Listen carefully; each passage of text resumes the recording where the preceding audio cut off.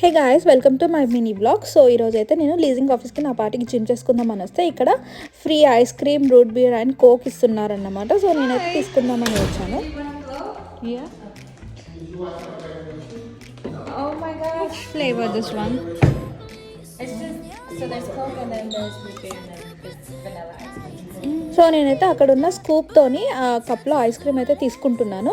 And ఆ తర్వాత spoon కోసం అని చూస్తే ఇక్కడ వీళ్ళు బీర్ని ఆర్ కోక్ని ఐస్ క్రీమ్లో మిక్స్ చేసుకొని కింద డిస్ప్లే అవుతున్నట్టు స్మూతీ టెక్స్చర్లా చేసుకొని స్ట్రాతో అయితే తాగాలన్నమాట.